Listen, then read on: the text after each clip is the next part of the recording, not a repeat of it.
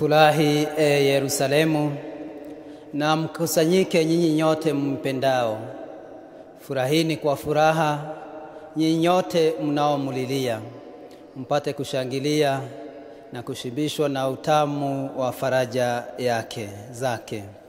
Kwa jina la Baba na la Mwana na Roho Mtakatifu. Neema ya Bwana wetu Yesu Kristo na upendo wa Mungu Baba na ushirika wa Roho Mtakatifu viwe nanyi nyote. Mahujaji wa matumaini pamoja katika sala. Twasherehekea ndugu zangu Dominika ya 4 ya Kwaresma. Kwa Kilatini Jumapili hii inajulikana kama Laetare Sunday, kumaanisha Jumapili ya kufurahi. Lakini kwa nini tufurahi tugali bado katika msimu wa Kwaresma? Tukiweza kupiga hesabu yetu vilivyo, tunaweza sema tuko katikati mwa msimu huu wa Kwaresma. Hesabu masiku ungeona ya kwamba Alhamisi iliyopita ndio ilikuwa katikati ya kipindi hiki. Laetare ni maneno ambayo inatokana na antifonia ambayo tumeisoma hapa. Furahi Yerusalemu, Laetare Yerusalemu. Na nimesema tunafurahi na tunaalikwa katika furaha hii kwa sababu tunaonyeshwa kwa ufupi sana furaha tutakayokuwa nayo tutakaposherehekea sikukuu ya kufufuka kwa Bwana wetu Yesu Kristo, sikukuu ya Pasaka. Masomo yetu leo basi yatualika tuweze kutafakari juu ya uso wa Bwana. Bwana ambaye ni mwenye huruma, ambaye haweki rekodi ya kasoro zetu na dosari zetu, ila anatualika na kuturaki katika huruma yake. Japokuwa tuko na makosa na tumetenda dhambi, Bwana huwa anachukua nafasi ya kwanza kuja mahala ambapo tuko, aweze kuturaki na kutupatia nafasi nyingine katika maisha. Leo vile vile tunafurahia hawa ndugu zetu katekemeni, wana katekumeni. Jumapili hii ya 4 is the day for the second scrutiny, ambapo tutawaombea kwa njia ya kipekee na kualika hapa mbele watafakari maisha ya sala na kanuni ya imani, waweze kuiishi wanapojitayarisha kwa sababu ya ubatizo na sakramenti zinginezo ambazo watapatiwa na mama kanisa. Basi ndugu, tukiri dhambi zetu tupate kustahilishwa kuadhimisha mafumbo matakatifu.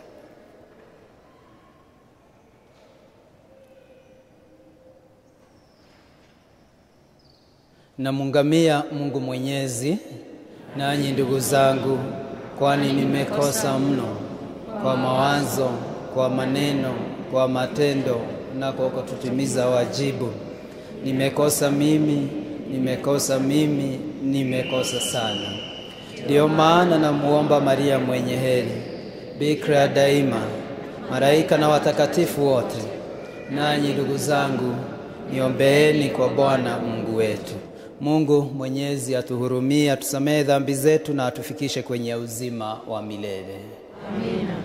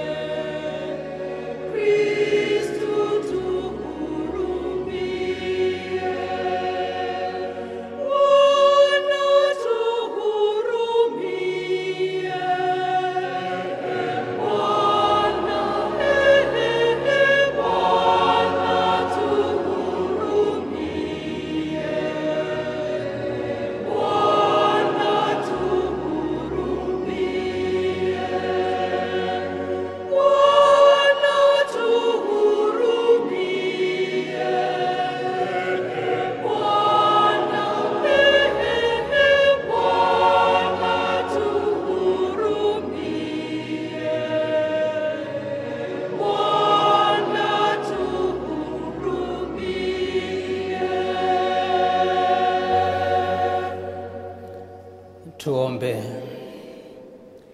Mungu, kwa kazi ya neno wako unawaletea wanadamu upatanisho kwa namna ya ajabu. Tunakuomba uijalie jamii ya Wakristo izidi kuzijongea sikukuu zijazo kwa utayari wa ibada na imani hai. Kwa njia ya Bwana wetu Yesu Kristo mwanao, anayeishi na kutawala nawe katika umoja wa Roho Mtakatifu, Mungu daima na milele.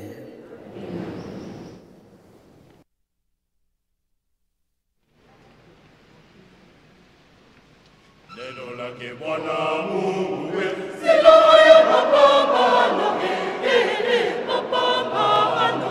Silaha ya mapambano dhidi ya ibilisi. Hayo ndiyo mapambano dhidi ya maovu.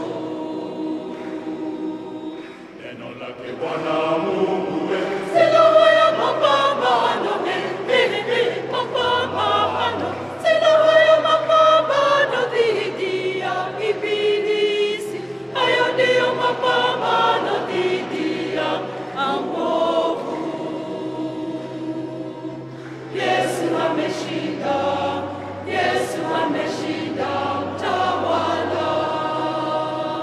Yesu ameshinda, Yesu ameshinda mtawala.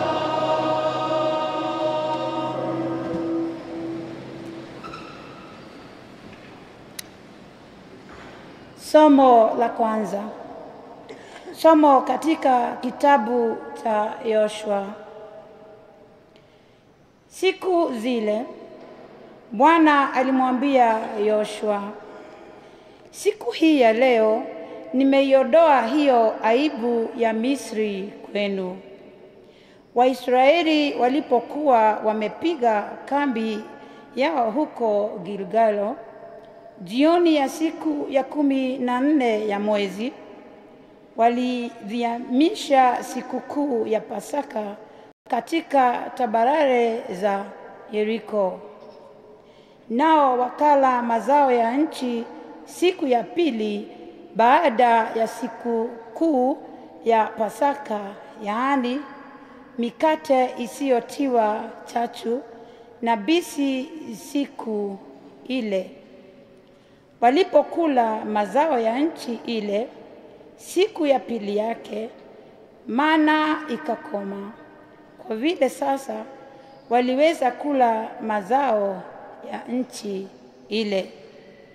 Kwa kuwa Waisraeli hawakuwa na mana tena, wakajilisha mazao ya nchi ya Kanani tangu wakati huo. Neno la Bwana.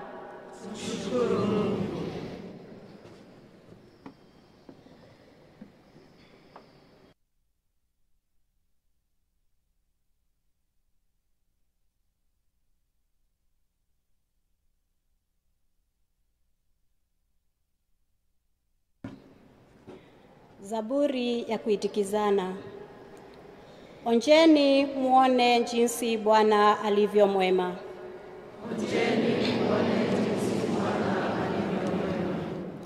Onjeni muone jinsi Bwana alivyo mwema. Onjeni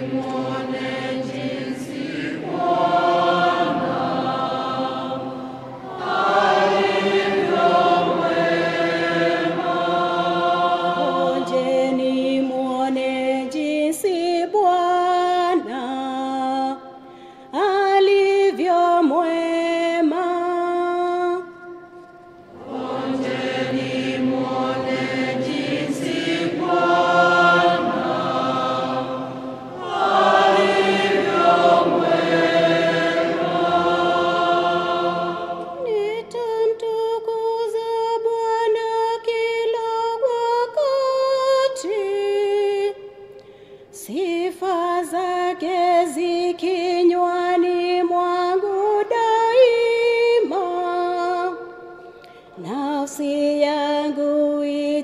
Nitajisifu katika Bwana, wanyonge wa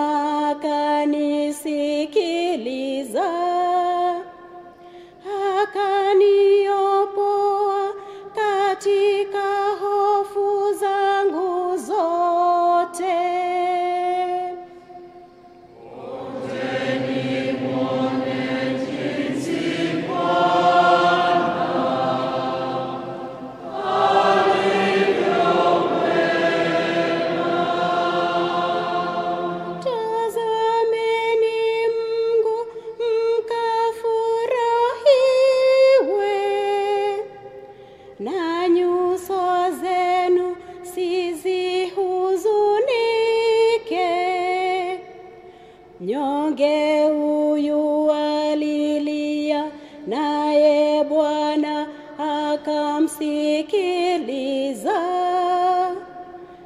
akamwokoa katika shinda zake zote.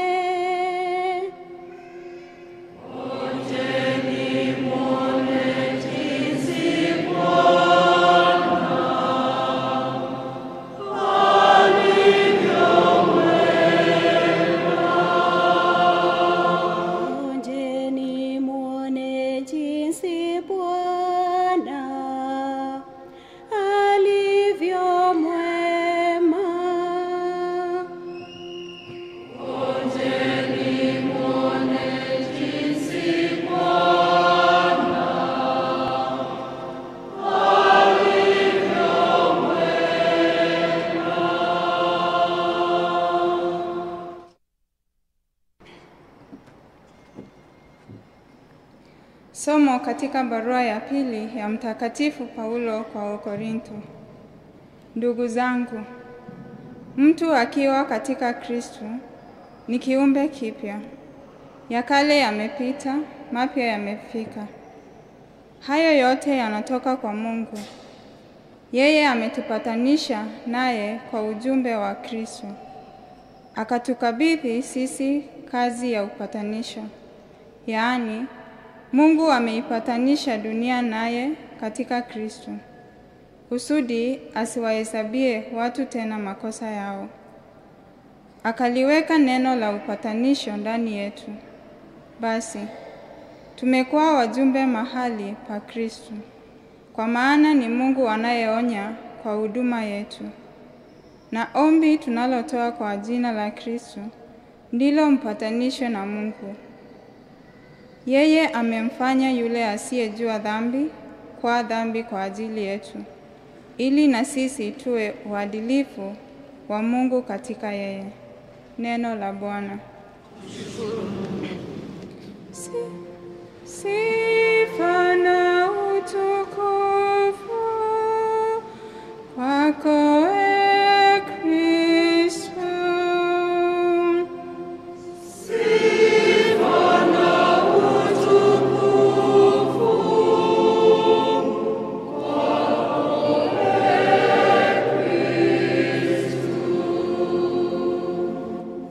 Nitaondoka, nitakwenda kwa baba yangu na kumwambia, Baba, nimekosa mbele ya Mungu na mbele yako. Sifa na utukufu kwako, Ee Kristo. Sifa na utukufu kwako, Ee Kristo. Bwana awe nanyi.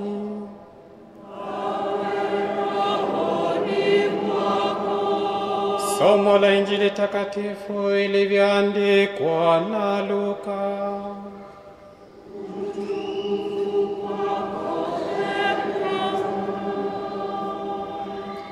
Wakati ule, watoza ushuru wote na wakosefu walimjia Yesu wapate kumsikia. Lakini Mafarisayo na waandishi wakanung'unika wakisema, huyu huwapokea wakosefu na anakula nao. Akawaambia mfano huu. Mtu mmoja alikuwa na wana wawili. Mdogo akamwambia baba yake, Baba, nipe sehemu ya mali iliyo haki yangu.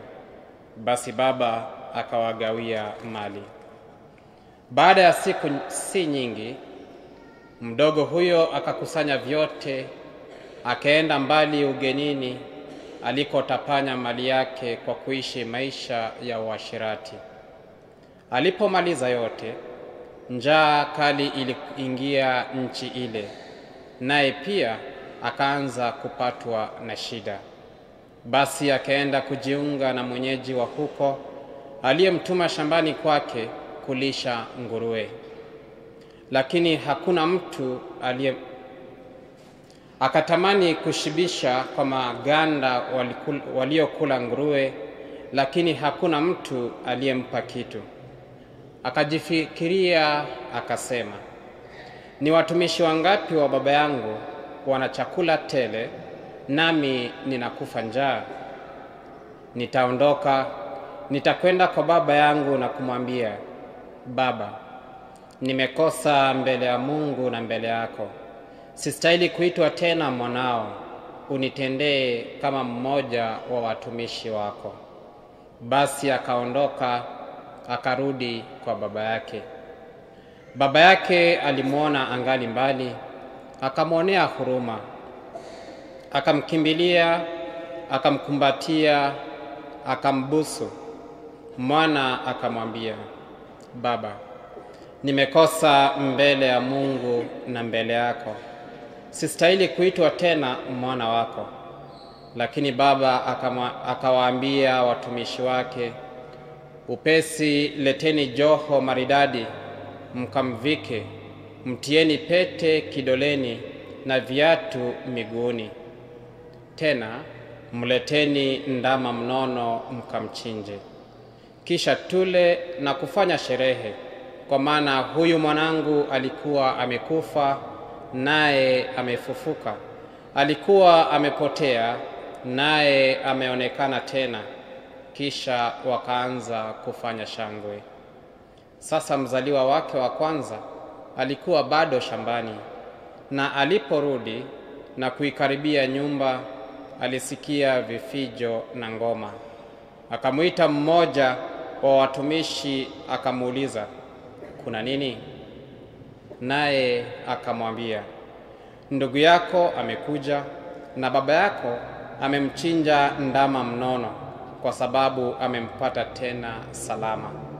Akakasirika, na alipokataa kuingia nyumbani, baba yake alitoka nje na kumsihi. Akamjibu baba yake, tazama, miaka mingapi nimekutumikia, tena sijavunja amri yako hata moja. Lakini hujanipa hata mwanambuzi nifanye tafrija pamoja na rafiki zangu. Lakini huyu mwana wako aliyekula mali yako pamoja na makahaba, aliporudi umemchinjia mara ndama mnono. Akamjibu, mwanangu, wewe umekuwa pamoja nami siku zote, na vyote nilivyo navyo ni vyako. Lakini sharti tufanye shangwe na furaha, kwa maana huyu ndugu yako alikuwa amekufa naye amefufuka tena, alikuwa amepotea naye ameonekana. Injili ya Bwana. Sifa kwako, Ee Kristo.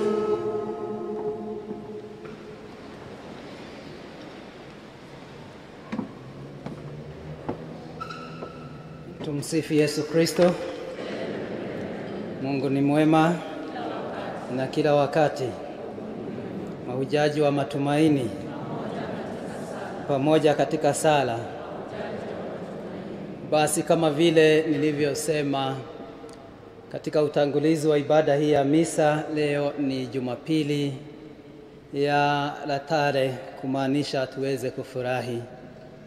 Na nimedondoa kwa maana ya furaha hiyo ni kwa kiasi, kwa sababu lengo letu ni kusherehekea sikukuu ya kufufuka kwake Bwana. Niposa mandhari yabadilika, nguo zetu vile vile zimebadilika siku hii ya leo, pamoja na za kwaya wako smart, na sisi tuko smart zaidi, kumaanisha tumevaa rangi ya waridi, si ile ya zambarau.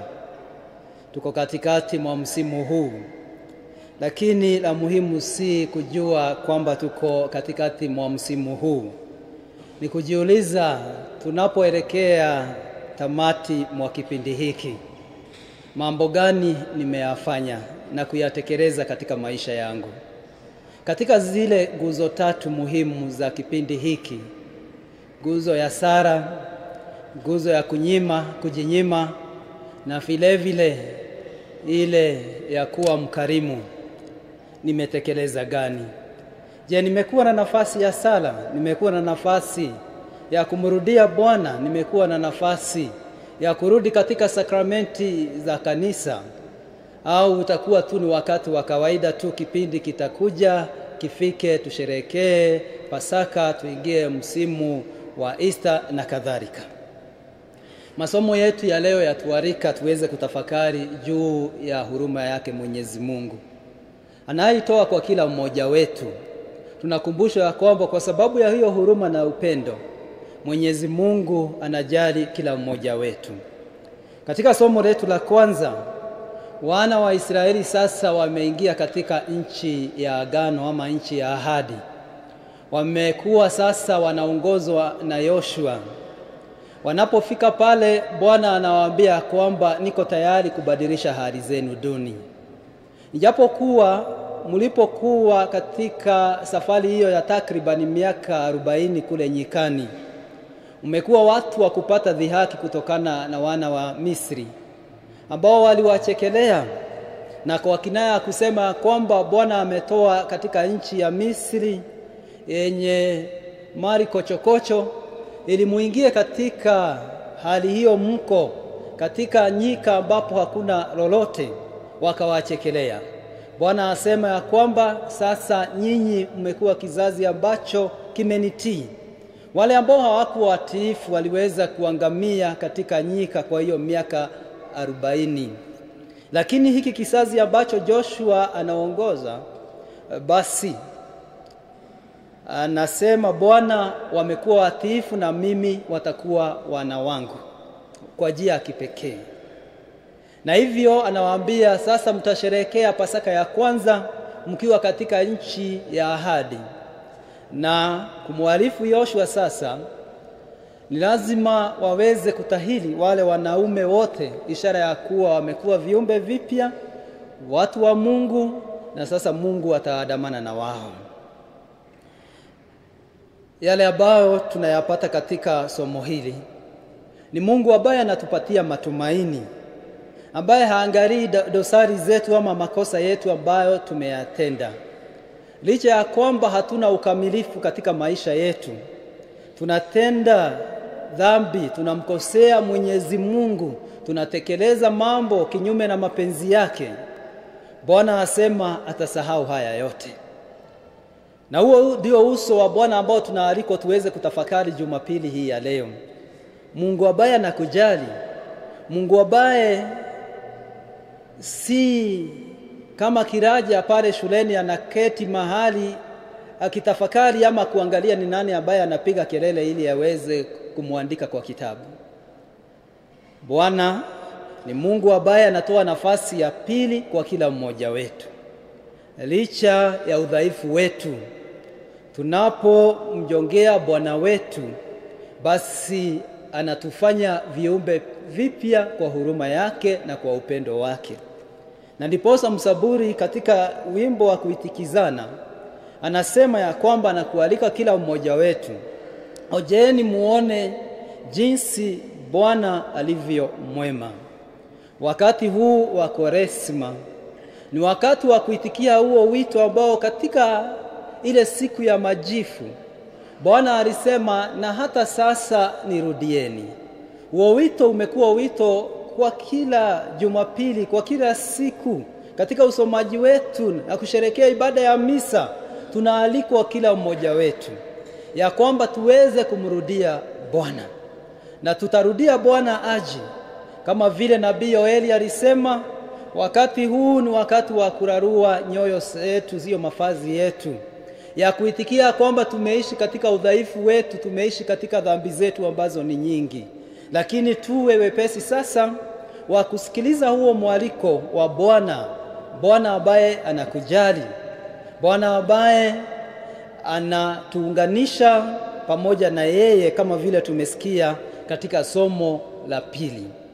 Paulo anasema ya kwamba mimi ni mjumbe wa neno hili la wokovu. Wema wake Mungu ambaye anatupenda nao na anatutendea katika hali zetu ni kubwa kiasi kwamba anamtoa mwanawe pekee ambaye hakuwa na hatia na hakuwa na dhambi aweze kuwa patanisho letu na Mungu. Akuwe ndio sadaka, akuwe kafara ambayo inatolewa ili dhambi zako na zangu ziweze kuondolewa kwa sababu ya kitendo hicho cha Kristo ambacho ni kilele cha upendo wa Mwenyezi Mungu. Na tunaona vile vile Kristo akituonyesha jinsi Mungu alivyo. Anapokuwa katika kazi yake, anakutana na vikundi viwili vikuu. Kikundi cha kwanza ni watosha ushuru na wenye dhambi. Na kwa upande mwingine kulikuwa na Mafarisayo na waandishi. Hao watosha ushuru na waandishi na wenye kutenda dhambi ni watu ambao walikuwa wanachukiwa, watu ambao walionekana hawafai na wastahili kujongea mbele ya Mwenyezi Mungu. Jana tulisikia juu ya hao watu wawili walienda katika hekalu kutoa sala zao mbele ya Mwenyezi Mungu. Mmoja alikuwa mtosha ushuru na yule mwingine alikuwa Mfarisayo. Mmoja akawa ni wa kujitapa na kujigamba mambo ambayo anayatenda, akafikiria kwamba hayo ndio yanampendeza Mwenyezi Mungu. Lakini mtosha ushuru alikaa kule nyuma na hakuangalia hata juu, na akasema, have mercy on me because I'm a sinner. Akakiri dhambi zake. Na hiyo tukaambiwa ndio inayompendeza Mwenyezi Mungu. What make God happy with us is when we have a knowledge of who he is, and when we go before him with a humble and contrite heart. Basi leo wanapoanza kunugunika hawa Mafarisayo kwamba Yesu Kristo ni rafiki wa watosha ushuru na wenye kutenda dhambi, anatoa mifano mitatu. Na leo nawaalika kila mmoja wetu, let us be interested with the reading of the gospel. Especially, make sure you read the gospel of Luke chapter 15. In that chapter, Yesu ametupatia mifano mitatu ili kutuonyesha jinsi Mungu alivyo na jinsi huruma yake ilivyo nyingi. Mfano wa kwanza ni wa mchungaji ambaye ako na kondoo 100. Na mmoja anatawanyika, anapotea. Lakini huyu anaacha hawa wengine 99 kwenda kumtafuta huyu mmoja ambaye amepotea. In the modern economic world, finance world, that does not add too much. Na anaweza kuonekana kama hatumii ubongo wake vilivyo. Lakini Kristo alikuwa akitufundisha jinsi Mungu anavyojali kila mmoja wetu. Hata wakati unajitenga na kundi lake, Mungu anachukua juhudi za kuja kukutafuta mahali huko. Mfano wa pili ni wa mama ambaye tunasikia ako na shilingi 10 na moja inapotea. Tunasikia kwamba Yesu katika mfano huyo akisema huyo mama anaakisha taa zake zote na anafagia mpaka anapoipata, na anapoipata anaalika jamii yote waweze kusherehekea. Pengine kwa kinaya tunaweza uliza, how does it profit her when you have 9 shillings alafu unaita jamii yote kwa sababu umepata shilingi moja tu? But also is a reminder to all of us of God's mercy and God's love, that all of us are important mbele ya macho ya Mwenyezi Mungu. Hata wakati unajitenga na huruma yake, unapojitenga na unaishi katika hali zako, Mungu bado anakujali na una maana zaidi mbele ya uso wa Mwenyezi Mungu. None of us is useless before the eyes of our Lord. Na mfano wa tatu sasa ndio tafakari yetu asubuhi ya leo. Anaongea juu ya mzee bwana mmoja ambaye alikuwa na watoto wawili. Na tunasikia yule mtoto ambaye ni mdogo, ambaye tunapenda kumuita mtoto mpotefu. In fact, wasomaji wa Biblia wanasema the best title for this parable should not have been the parable of the prodigal son. Should have been either the parable of the prodigal sons, because both of them, kama vile tutaona, walikuwa wapotefu, ama the parable of the merciful father, kwa sababu huyu ndiye kinara katika hadithi hii. Baba ndiyo anaonekana zaidi hata kuliko hao watatu wawili. Basi huyu mdogo anamuomba babake, nipatie mali, sehemu yangu niweze kuitumia bado nikiwa hai na pengine nikiwa mdogo. Na tazameni jinsi baba huyu anavyotenda. Anamgawia mali yake, na siku iliyofuata huyu kijana anaondoka na anaenda nchi ya mbali. Na tunasikia anatapanya mali ya babake kwa maisha ya uasherati, huku akisherehekea na viberiti ngoma. Baadaye janga linatokea. Tunasikia kwamba pale kunakuwa na janga kubwa sana. Njaa imeingia, pesa imeisha baada ya kutapanya hiyo mali yote, na basi akajiweka pamoja na mtu mmoja ambaye alikuwa mtu wa mataifa, a Gentile. He went to a Jew going to a Gentile country, na hapo anaajiriwa kazi ya kuwachunga nguruwe, kinaya ya kwamba Myahudi.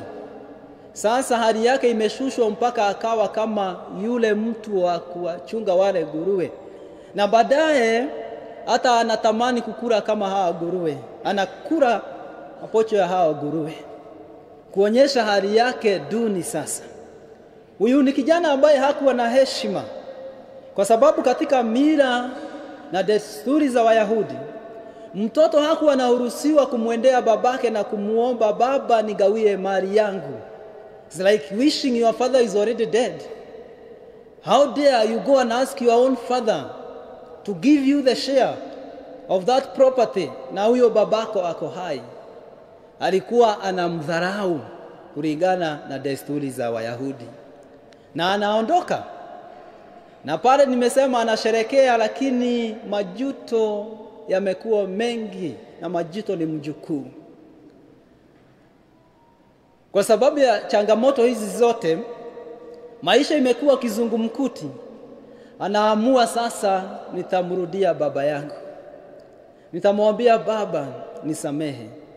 Kwanza anatafakari zaidi juu ya hata wale wafanyikazi kule kwao, jinsi babake anavyowatunza, na kusema nitaamuka na kurudi na kumwambia baba yangu, baba nimekosa, naomba msamaha. Nimekosa mbele ya Mungu na mbele yako baba. Sistahili kuwa na kuitwa mwanao, lakini nifanye kama mmoja ya hawa watumishi wako. So he decided to go. But he never decided until he came to his senses. And that is our Christian calling during this time of Lent.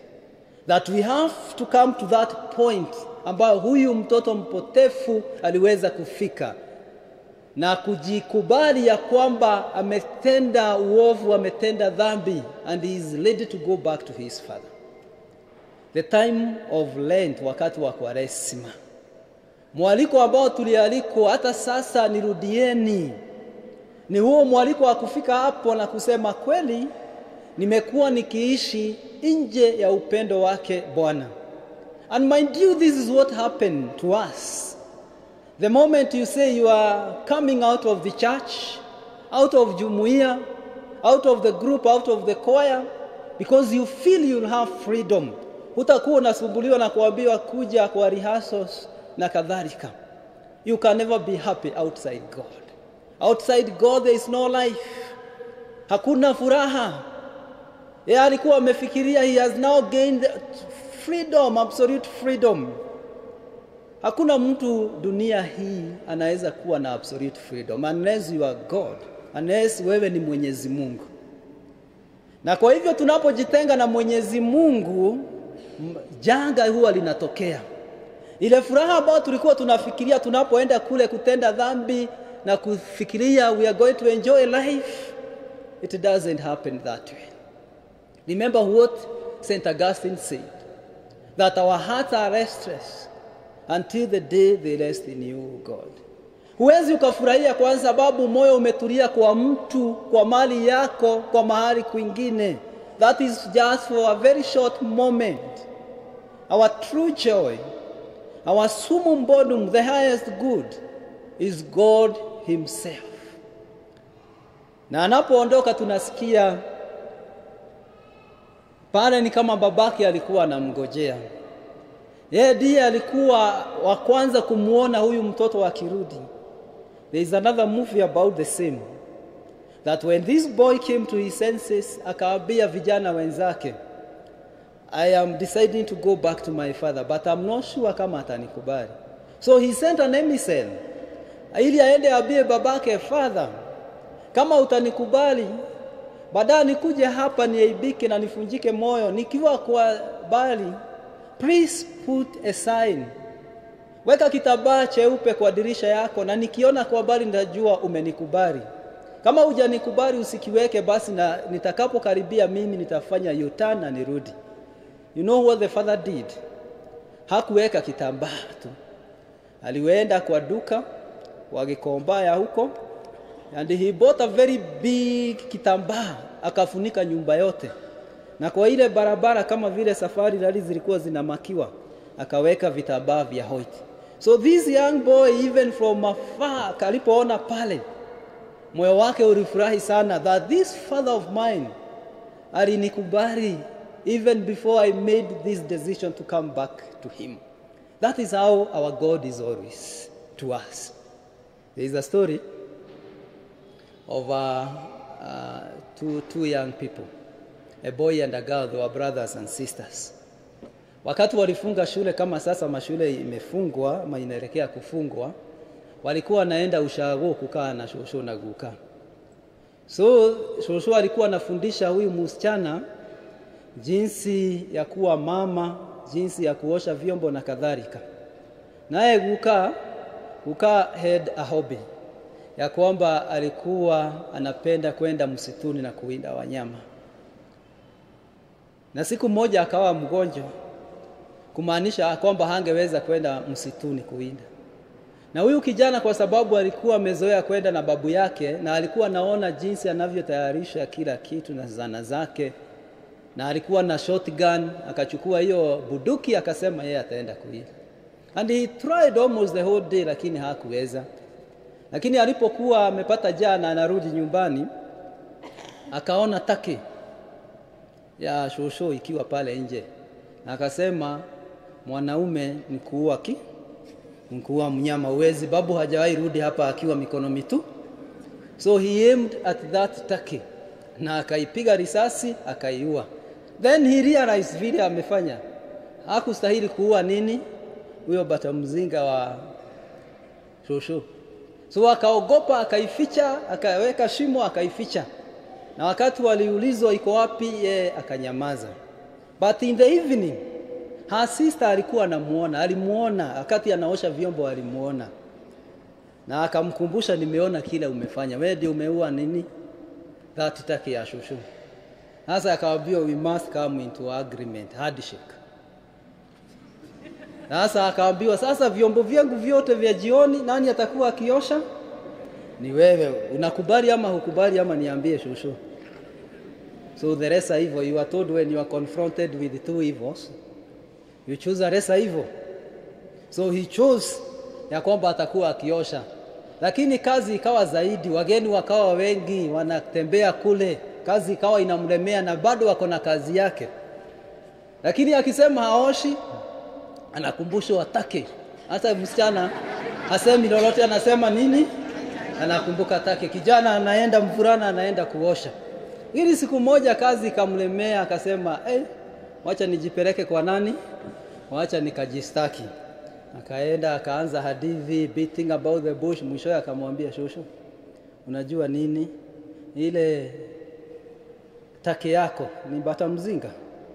Hiyo sitaki kutaja hiyo ingine, watu wanaweza enda bali. Hiyo bata ni mimi nilifanya nini?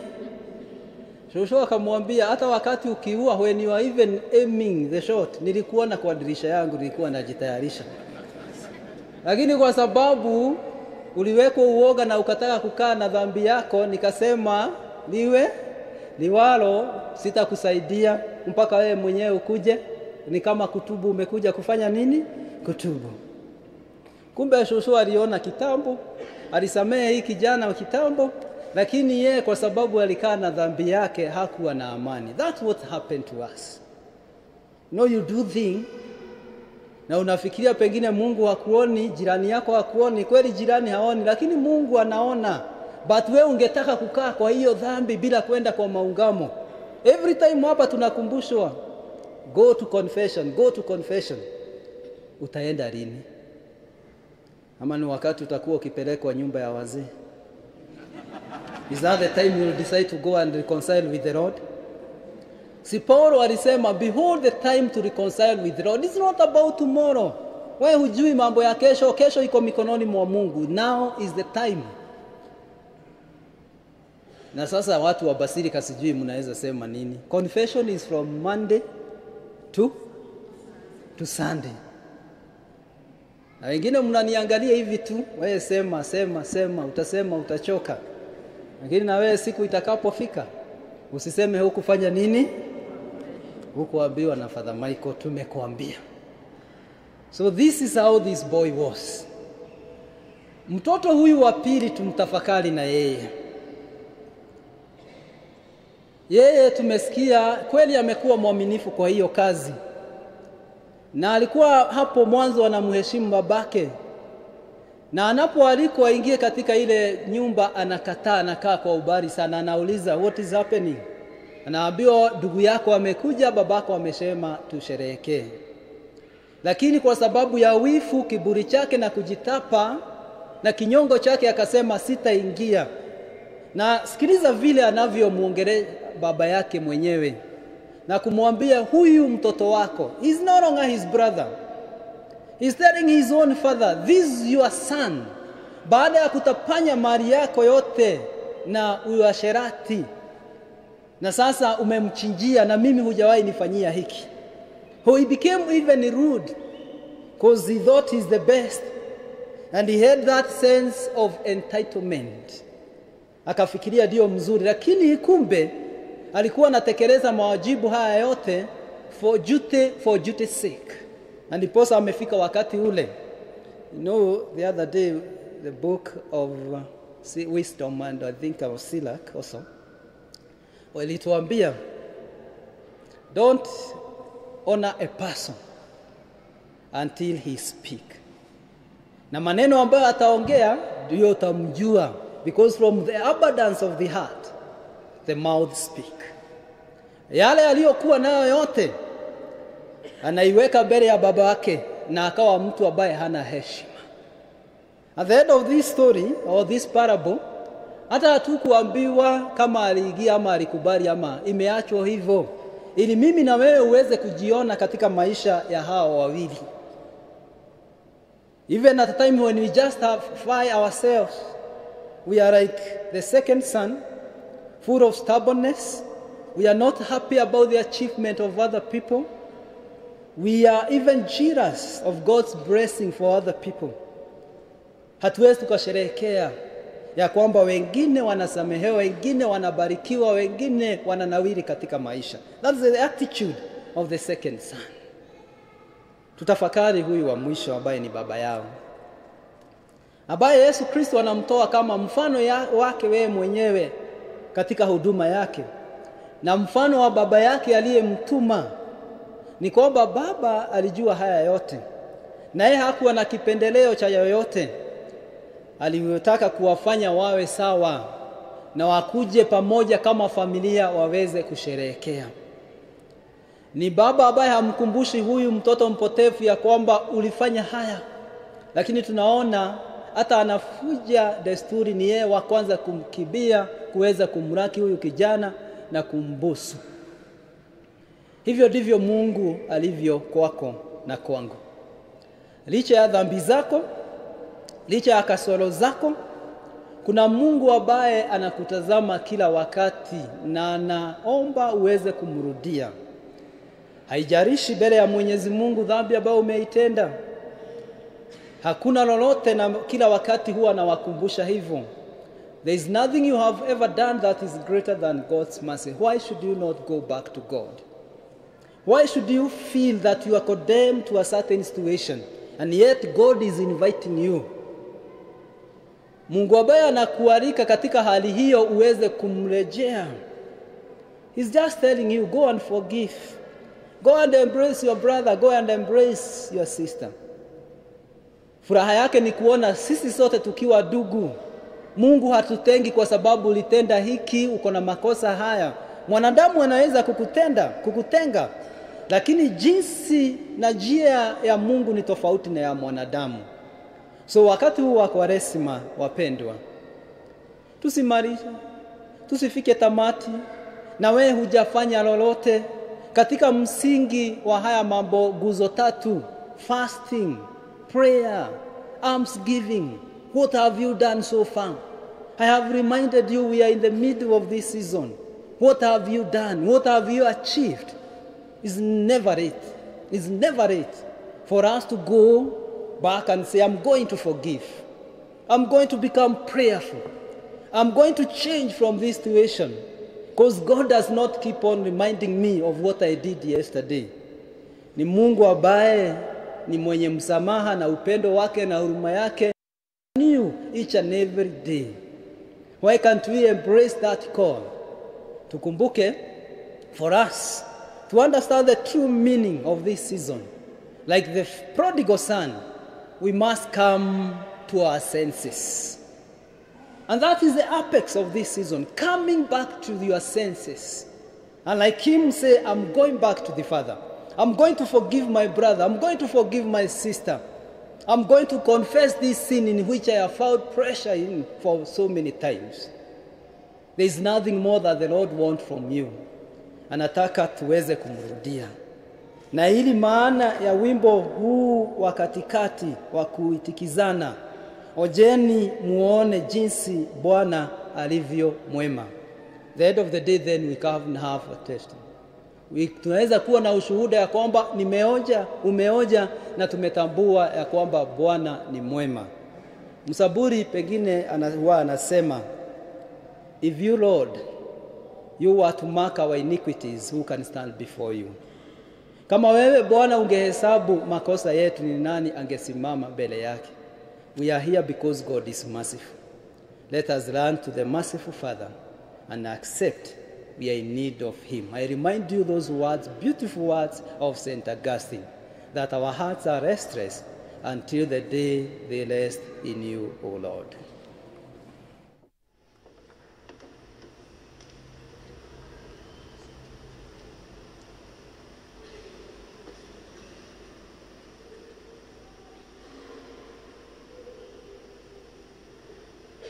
Kwa sasa tutawaalika the catechumen wajiongee hapa mbele na wasimamizi wao.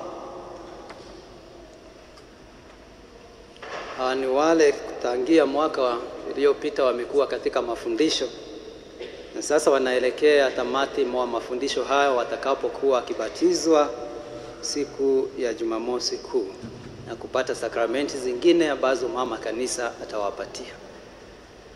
So together with your godparents, please come forward to harakishe. Spread that way. Na sasa nawaomba nyote muweze kusimama. Wakristo wote tuweze kusimama.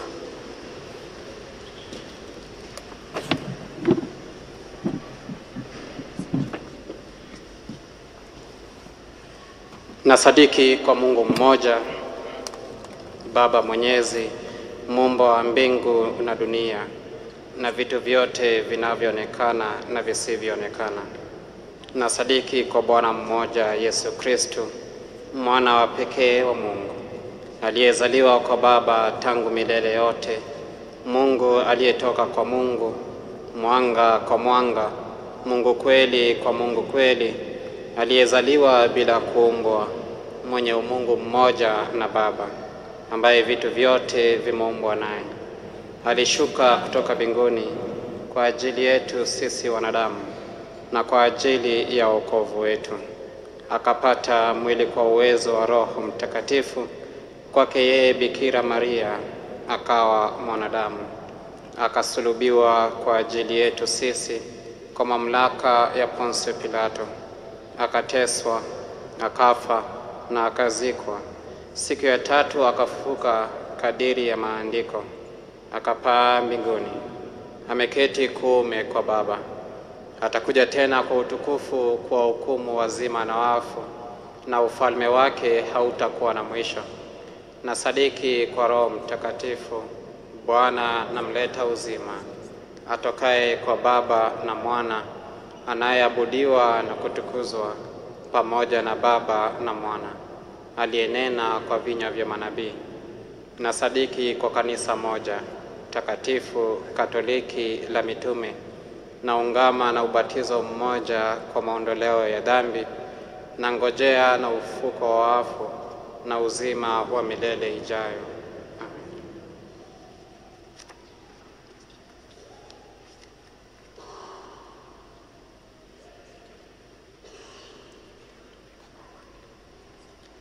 My dear brothers and sisters, the elect, I now invite you to kneel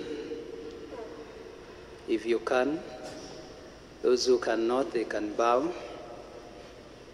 You are young, you can all kneel.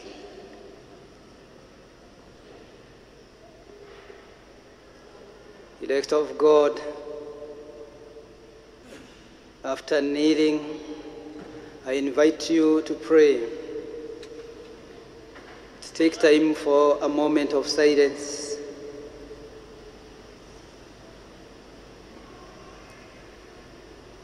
Pour your intention to the Lord,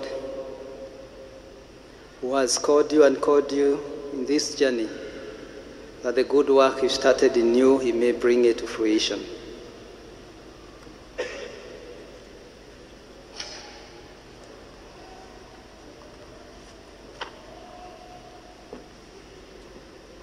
You rise. Mnaweza simama sasa. Wasimamizi mwekelee mikono kwa mabega yao, the right hand on the right shoulder. The right hand. Kuna wengine hawajawekelea. Wekelee mkono kwa bega na kulia. Let us pray for these elect whom God has called, that they may remain faithful to Him and boldly give witness to the words of eternal life.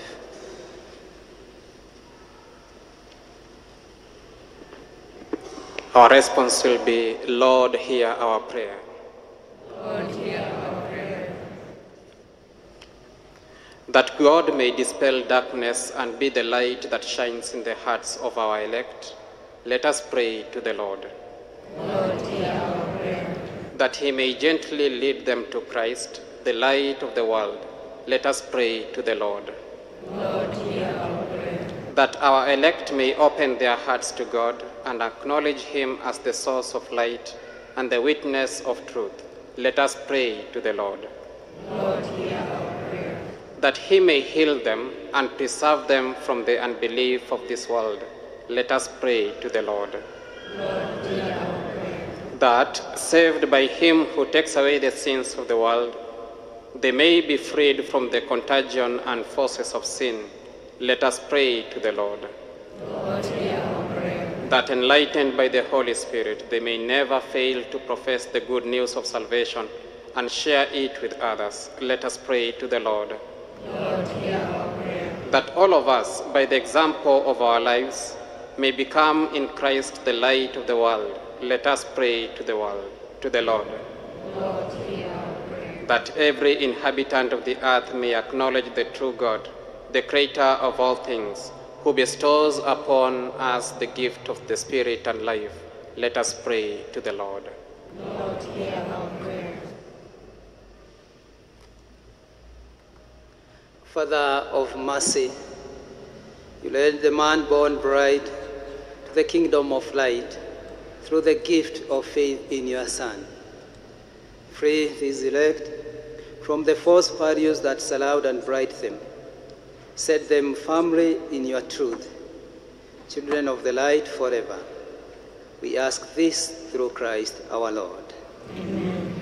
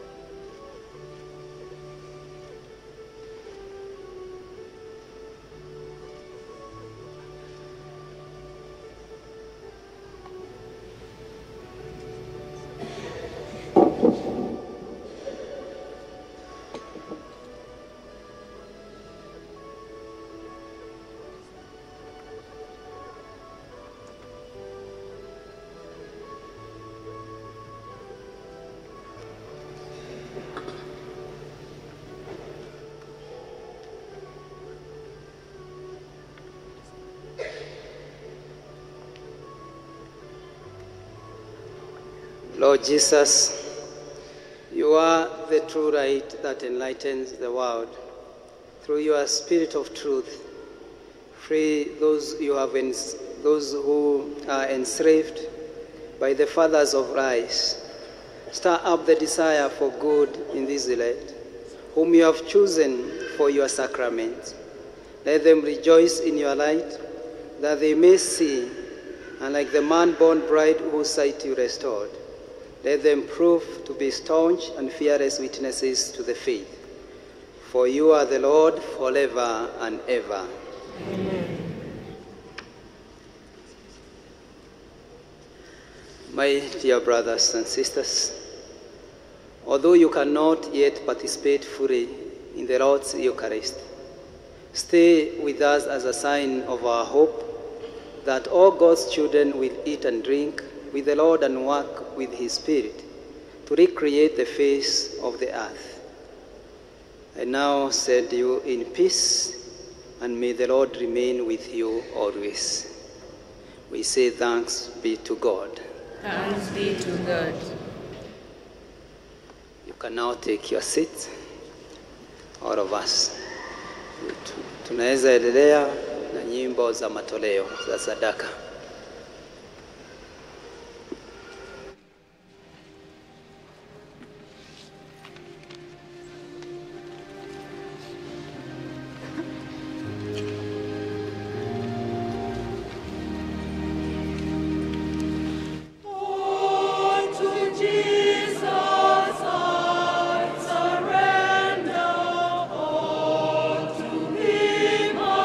Freely give.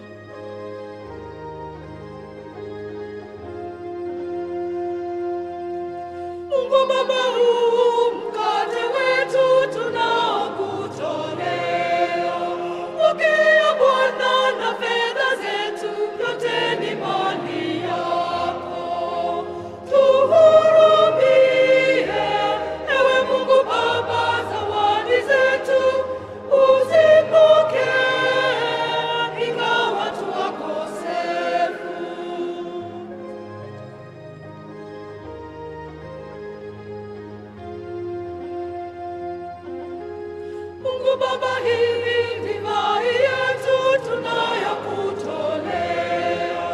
Pokea Bwana mazao yetu, yote ni mali yako. Tuhurumie, ewe Mungu Baba, zawadi zetu uzipokee, ingawa twakosefu.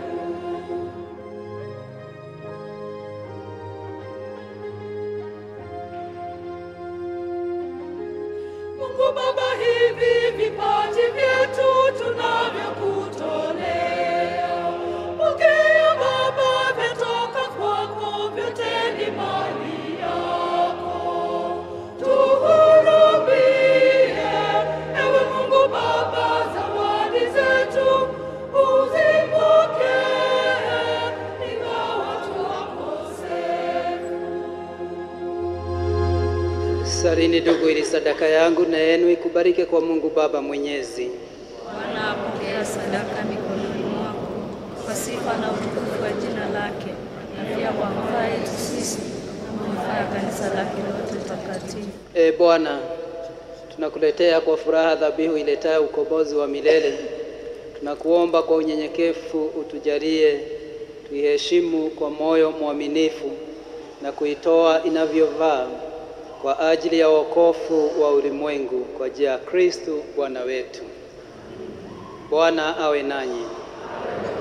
Inueni mioyo. Mshukuru Bwana Mungu wetu. Kweli ni vema na haki, tendo la kufaa na kuleta wokovu.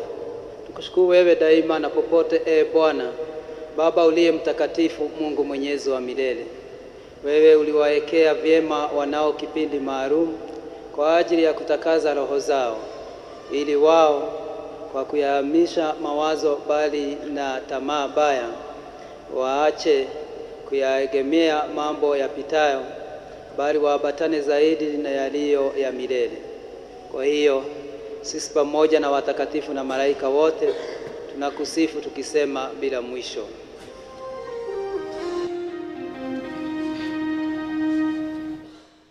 Mtakatifu Bwana Mungu wa majeshi, mbingu na dunia zimejaa utukufu wako. mtakatifu Bwana Mungu wa majeshi, mbingu na dunia zimejaa utukufu wako. Oh, hosana, hosana, hosana, hosana, hosana, hosana juu mbinguni. Oh, hosana, hosana, hosana, hosana, hosana, hosana juu mbinguni.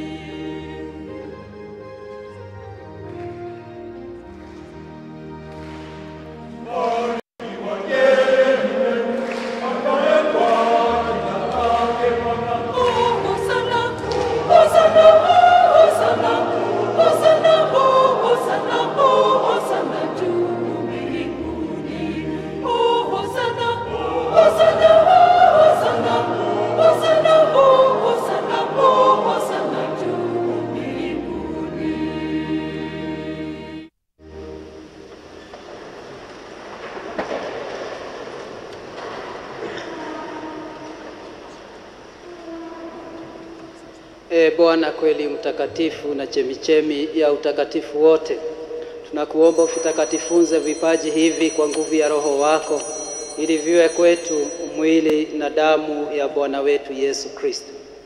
Yeye alipotolewa na kuingia kwa hiari katika mateso yake, alitoa mkate akakushukuru, akaumega, akawapa wafuasi wake akisema, toeni mle nyote, huu ndio mwili wangu utakaotolewa kwa ajili yenu.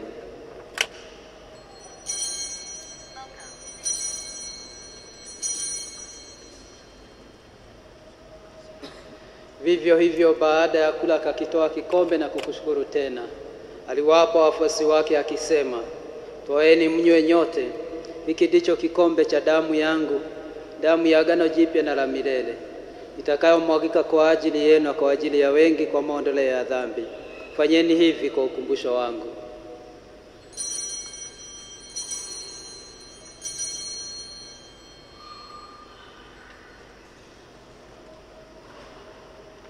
Fumbo la imani.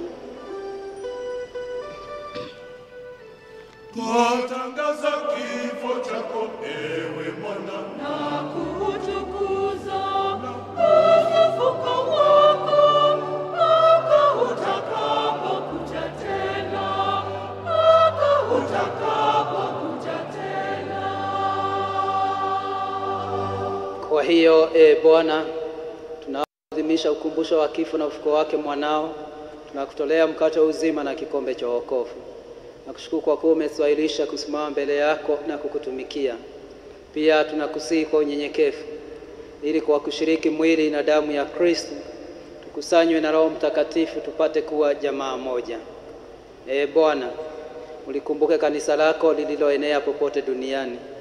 Ulikamilishe katika mapendo pamoja na Baba Mtakatifu wetu Francesco na askofu wetu Filipo Anyoro na maaskofu wasaidizi wake Daudi na Simon Petro na wakilero wote. Uwakumbuke pia ndugu zetu waliofariki dunia wakiwa na tumaini la ufufuko, na marehemu wote waliofariki dunia katika huruma yako uwapokee kwenye nuru ya uso wako. Tunakuomba utuhurumie sisi sote, ili pamoja na Maria Bikira mwenye heri mama wa Mungu na Mtakatifu Yosefu mume wake huyo Bikira, mitume wenye heri na watakatifu wote waliokupendeza tangu kale, tustahili kushiriki uzima wa milele na kukusifu na kukutukuza kwa njia ya mwanao Yesu Kristo. Kwa njia yake na pamoja naye na ndani yake, wewe Mungu Baba Mwenyezi, katika umoja wa Roho Mtakatifu, unapata heshima yote na utukufu milele na milele.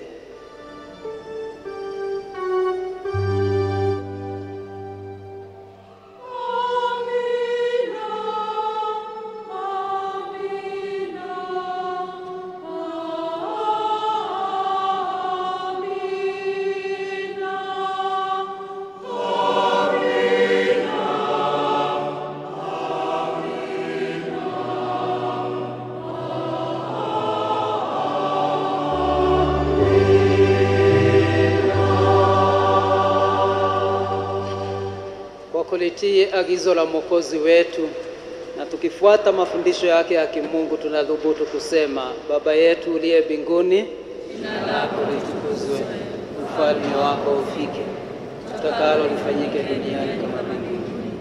Tupe leo mkate wetu wa kila siku. Samehe makosa yetu kama tunavyowasamehe na sisi waliotukosea, usitie katika shawishi, lakini utuopoe maovu. Bwana, tunakuomba utuopoe katika maovu yote. Tujalie kwa hema amani maishani mwetu, kusudi kwa msaada wa huruma yako tuopolewe daima na dhambi, wala tusifadhaishwe na jambo lolote, tunapotazamia tumaini lenye heri na ujio wa Mwokozi wetu Yesu Kristo. Ufalme ni wako na nguvu na utukufu hata milele. Bwana Yesu Kristo, uliowaambia mitume wako, amani na wachieni, amani yangu na wapa, usitazame dhambi zetu ila tu imani ya kanisa lako. Upende kulijalia amani na umoja kama yalivyo mapenzi yako, na yaishi na kutawala milele na milele. Amen. Amani ya Kristo iwe daima nanyi. Mpeane amani.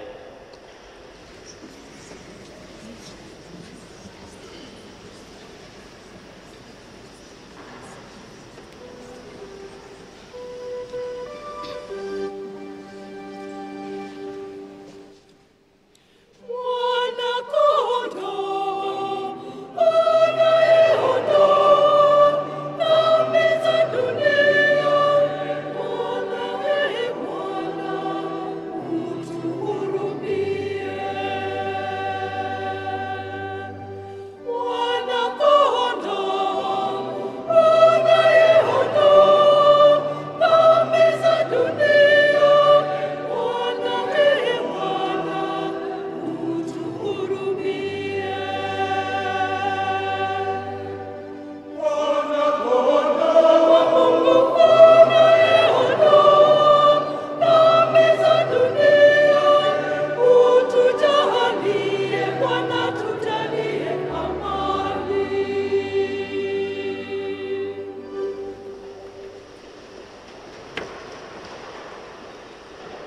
Tazama mwana kondoo wa Mungu, tazama aondoaye dhambi za ulimwengu. Heri yao walioalikwa kwenye karamu ya mwana kondoo. Bwana, sistahili kwangu, lakini sema neno moja tu, Mwili na damu ya Kristo tulie tufike katika uzima wa milele.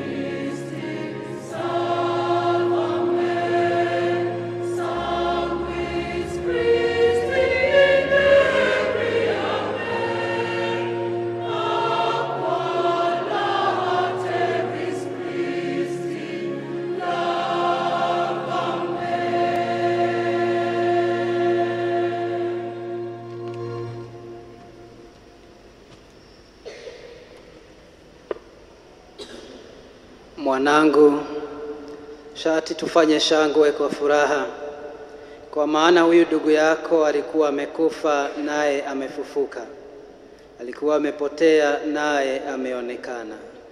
Tuombe. Mungu, unamtia nuru kila mtu ajaye katika ulimwengu huu. Tunakuomba ziangaze nyoyo zetu kwa nuru ya neema yako, ili tuweze kuwaza daima yaipendezayo adhama yako na kukupenda wewe kwa dhati, kwa njia ya Kristo Bwana wetu. Amina. Naomba tuketi tuyasikilize matangazo.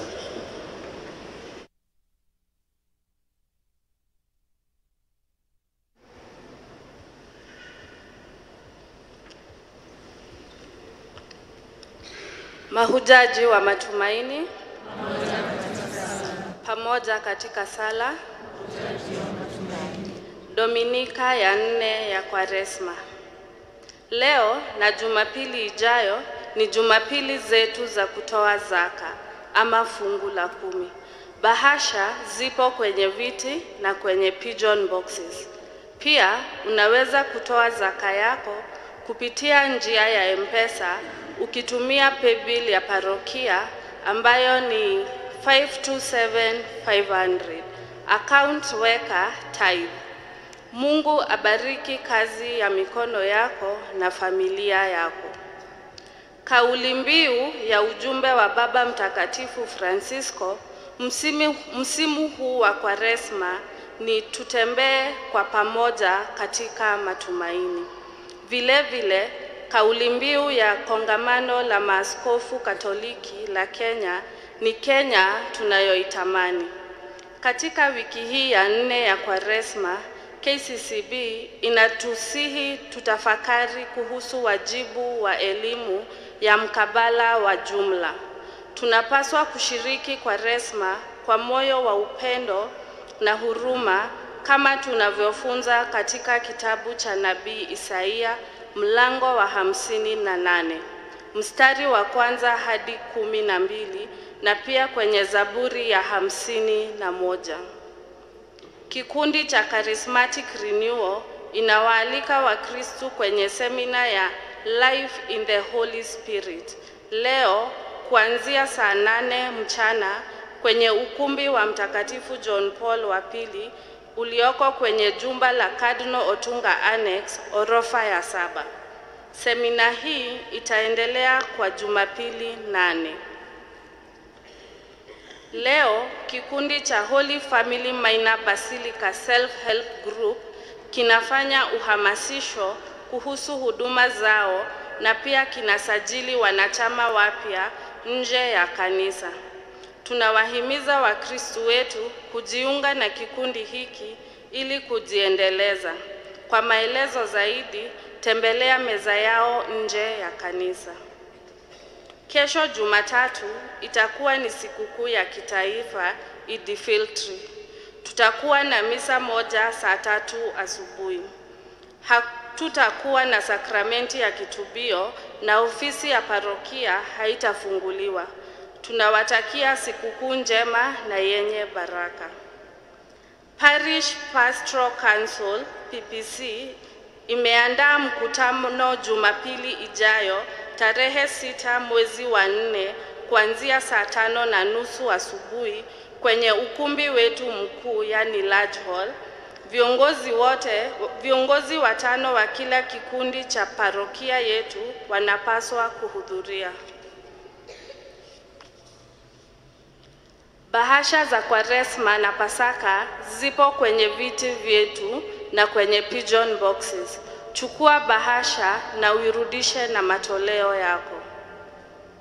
Msimu wa Kwaresma tutakuwa na njia ya msalaba hapa kanisani kila Ijumaa saa 9 alasiri, ikifuatiwa na misa takatifu saa 10 jioni.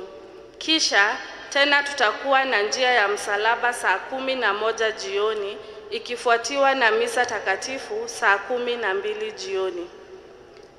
Kijitabu kipya cha njia ya msalaba kinauzwa kwenye lango la kanisa kwenye duka letu la vijana na kwenye ofisi ya parokia kwa shilingi 100.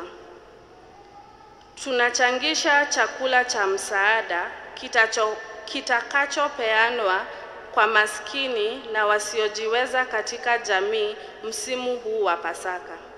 Sote tukumbuke kwamba kutoa ni moja ya nguzo 3 za Kwaresma. Nguzo zingine ni sala na kujifunga. Tafadhali, peleka mchango wako wa chakula ama fedha kwenye meza iliyoko nje ya kanisa ama kwenye ofisi ya parokia. Mungu akubariki sana kwa wema na msaada wako. Mwaka huu wa Jubilei ya Matumaini wa 2025, parokia yetu imeandaa matukio yafuatayo. Semina ya Jubilei ya Matumaini mwezi wa 6 ipo wazi kwa wanaparokia wetu na Wakristo wengine. Hija ya nchi ya Uganda na Rwanda kutembelea na Mugongo Mathias Shrine na Our Lady of Kibeho Shrine. Kuanzia tarehe 11 hadi 17 mwezi wa 8. Usajili unaendelea kwenye ofisi ya parokia. Sakramenti ya ndoa takatifu ya pamoja, Mass Wedding, tarehe 6 mwezi wa Disemba. Siku ya mwisho ya kujisajili imeongezwa hadi mwisho wa mwezi wa 4 ili Wakristo wote ambao ndoa zao hazijabarikiwa kanisani wapate nafasi ya kujisajili. Tunahimiza kila jumuiya na vikundi vingine vya kanisa viwe na Wakristo ambao ndoa zao zitabarikiwa kanisani siku hiyo. Tafadhali, kumbuka kuwa ni makosa kupokea komunio takatifu ikiwa ndoa yako haijabarikiwa kanisani. Ubatizo wa watoto wachanga hufanyika kila Jumamosi ya mwisho ya mwezi, ukitanguliwa na mafundisho kwa wazazi na wasimamizi. Mafundisho hayo hufanyika kila siku ya Alhamisi saa 11:30 jioni. Wazazi wanashauriwa wachague majina ya watakatifu ambayo yanapendekezwa na kanisa. Ili kujiandikisha, tembelea ofisi ya parokia. Mhashimu Askofu Mkuu Philip Anyolo ametuandikia Wakristo wote wa jimbo kuu la Nairobi waraka wa kichungaji msimu huu wa Kwaresma na Pasaka mwaka wa 2025 wenye kauli mbiu He was put to death for our trespasses and raised for our justification. Kutoka Roma 4:25. Pata nakala ya familia yako kwenye lango la kanisa baada ya misa hii. Kitabu hicho ndio hiki. Kitubio hufanyika kila siku hata Jumapili kwenye chumba cha kitambo cha kuabudu. Masaa ni kama ifuatavyo. Siku za wiki kuanzia saa 10 jioni. Jumamosi saa 4 asubuhi na saa 10 jioni. Jumapili ni saa 1 asubuhi hadi saa 7 mchana. Siku ya Ijumaa ni siku yetu ya maungamo na tuna kitubio siku nzima. Kumbuka kwamba sakramenti ya kitubio na Ekaristia takatifu zinaambatana. Sasa tuko na kafeteria ama hoteli kwenye orofa la 8, jumba la Cardinal Otunga Annex. Vikundi vya kanisa na watu wengine wanaotumia ukumbi zetu na mikutano wanaweza nunua chakula kwa hoteli hii. We are establishing a pool of professional volunteers to harness the diverse skills within our parish. To start, we would like to focus on security, health, legal, finance, counseling, and engineers, among other specialists. Interested Christians are encouraged to submit their detailed professional profile via our email with the subject line professional pool to info@holyfamilybasilica.info by 31st March 2025. You can also submit your profile to the parish office. Tangazo ya ndoa. Haron Timu, mwanaye Timu Fidelis na Florence Kerubo anayeishi Nairobi angependa kufunga ndoa takatifu na Helen Kemuto bintiye Wilfred Nyauma Bangiri na Jane Mora Nyauma anayeishi Nairobi. Ndoa kati ya Samson Omondi Oriko mwanaye Vitalis Oriko Owamo na Mary Adhiambo anayeishi Nairobi angependa kufunga ndoa takatifu na Ruby Opishas Obadia bintiye Opishas Obadia Uras na Maria Opisa Urasa anayeishi Dar es Salaam, Tanzania. Yeyote ambaye ana kizuizi kwa ndoa hizi anapaswa kumjulisha baba paroko au padri yeyote anayefanya kazi katika parokia hii. Ningetaka kuchukua fursa hii kushukuru baba paroko kwa kutuongoza kwa ibada, shemashi, altar service, choir. Misa hii ni wa staff wa Holy Family Basilica ambao wameanimate na Wakristo wote ambao wameunga nasi. Mungu awabariki. Sasa tunaalika Wakristo ambao wametoa fungu lao la 10 ama zaka zao mwezi huu wajonge hapa mbele kupokea baraka kutoka kwa padri wetu. Watafuatiwa na Wakristo wote ambao wamesherekea siku ya kuzaliwa mwezi huu wa Machi. Asante. Kwa wale ambao wametoa tithe ama wale wametoa vile vile kwa pay bill, na waomba kwa sababu ya muda mjongee hapa mbele. Please let us hurry up.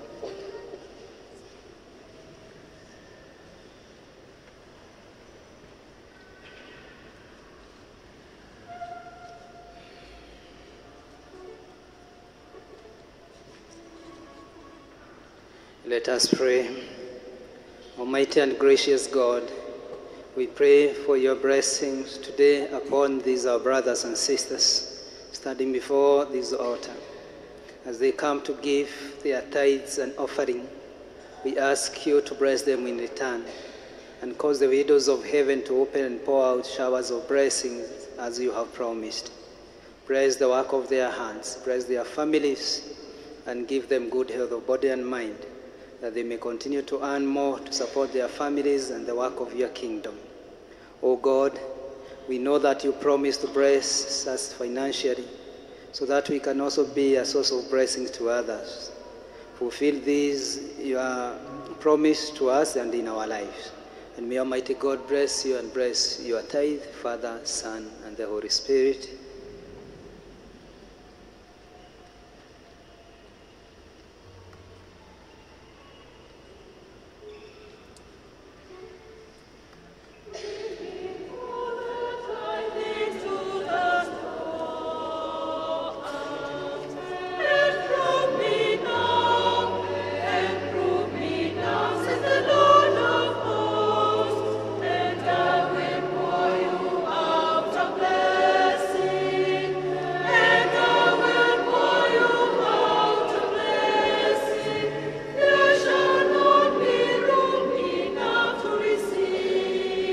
Tunaalika wale ambao wanasherehekea siku ya kuzaliwa kwao, wale ambao wamesherehekea ama watasherehekea by mwezi wa 3, tafadhali mjongee mbele.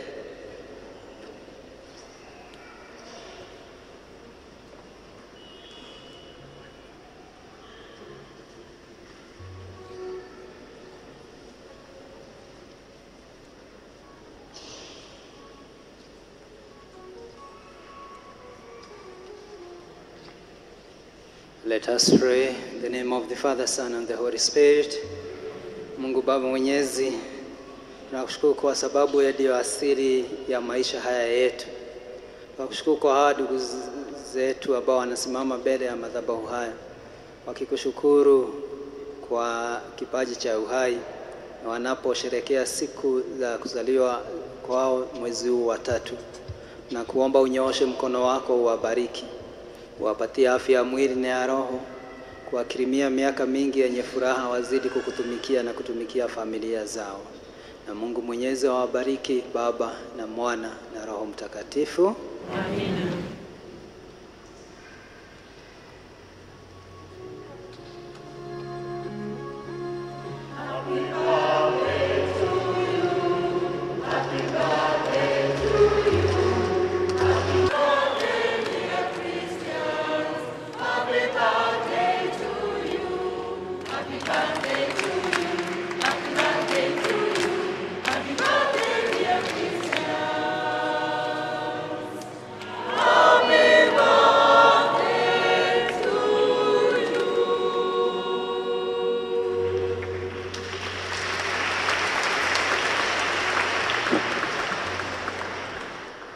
Naomba sote tusimame kwa baraka ya mwisho. Tuinamishe vichwa kwa ombi maalum.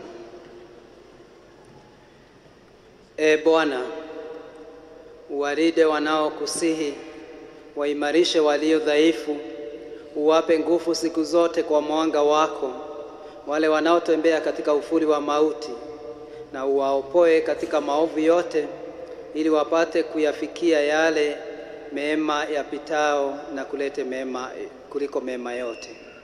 Kwa njia ya Kristo Bwana wetu. Amina. Bwana awe nanyi. Awabariki Mungu Mwenyezi, Baba na Mwana na Roho Mtakatifu. Amina.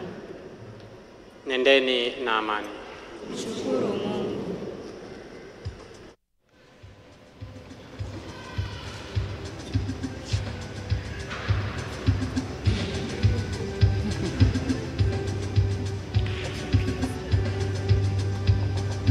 Nina neno moyoni mwangu, natangaza ulimwenguni ya kwamba naokolewa. Ni Yesu aniokoa faida. Nina neno moyoni mwangu, natangaza ulimwenguni ya kwamba naokolewa. Ni Yesu aniokoa faida. Yesu yu ndani yangu, na mimi ni ndani yake.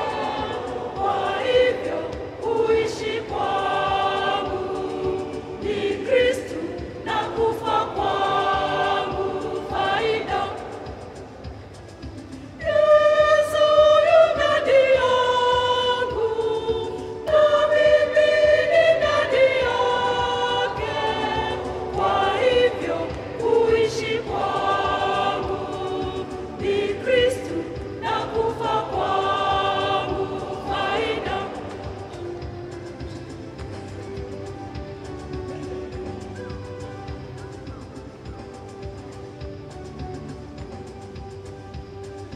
Ni hakika nina furaha